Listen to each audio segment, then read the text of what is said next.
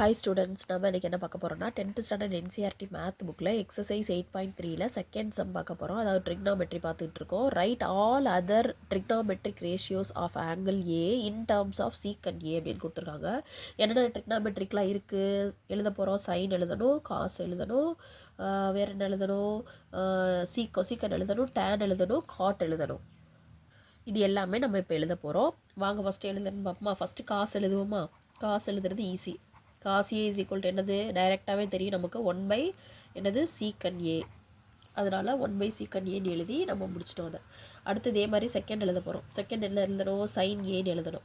Sign ஏவை எழுதுறதுக்கு நம்ம பை யூஸிங் ஒரு ஐடென்டிட்டி தெரியும். அந்த ஐடென்டிட்டி என்னென்னா பாருங்களேன், sin square A plus cos square A is equal to 1. கரெக்டாக இதில் வந்து நமக்கு தேவை சைன் மட்டும்தான். இப்போ சைன் ஸ்கொயர் ஏவை அப்படியே வச்சுக்கிட்டு இந்த சைடு 1 காஸ் ஸ்கொயர் ஏ அப்படின்னு எழுதிட்டோம்னா, இப்போ 1 காஸ் ஸ்கொயர் ஏ இருக்கா, இது அப்படியே எழுதலாம். 1 காசை வந்து 1 சீக்கன் ஸ்கொயர் ஏன்னு எழுதுவோம்.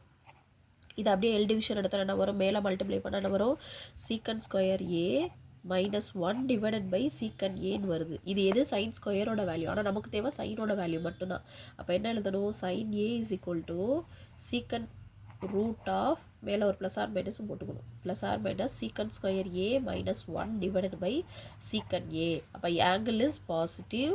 ஸோ ஆன்சர் என்ன வரும், sine A is equal to root of secant square A -1 divided by secant A. சரியா, அடுத்து அதே மாதிரி இன்னொரு எழுதணும் ஐடென்டிட்டி. என்ன எழுதலாம், அடுத்து கொசிக்கன் எழுதலாமா. கொசிக்கன் ஏ எப்படி எழுதுறது, 1 சைன் ஏ. இதுவும் நம்ம ஆல்ரெடி படிச்சிட்டோம். Cosecant is equal to 1 sine A. Sine ஏவோட வேல்யூனா இந்த இருக்குது. ஆனால் 1 சைன் ஏன்னா என்ன பண்ணணும், இது அப்படியே ரெசிப்ரோக்கலாக எழுதணும். மேலே கண்டுபிடிச்சிருக்கதை அப்படியே ரிவர்ஸில் ரெசிப்ரோக்கல் பண்ணி எழுதணும்னா அதுதான் ஆன்சர். முடிஞ்சிருச்சா. இது அதே மாதிரி இன்னொரு ஐடென்டிட்டி. அடுத்த ஐடென்டிட்டி என்னது, டேன். அது என்ன எழுதுறா, டேன் ஏ. டேன் ஏ எழுதணும்னா இதுக்கு வந்து ஒரு ஃபார்முலா இருக்குது. என்ன ஃபார்முலா யூஸ் பண்ணணும், மேலே பார்த்தோம் இல்லையா. லாஸ்ட் சம்மில் sec square A minus tan square A is equal to 1. நமக்கு தேவை டேன் மட்டும்தானே. இப்போ இந்த டேன் அந்த சைடு, இந்த 1 இந்த சைடு கொண்டு வந்துடலாமா. கொண்டு வந்தால் என்ன வரும், tan square A is equal to secant square A -1. சரியா, அப்போ டேன் மட்டும் தானே வேணும் நமக்கு. அப்போ டேன் இஸ் ஈக்குவல் டு என்ன வரும், plus or minus root of secant square A -1 கிடைக்கும். A is positive, angle is positive.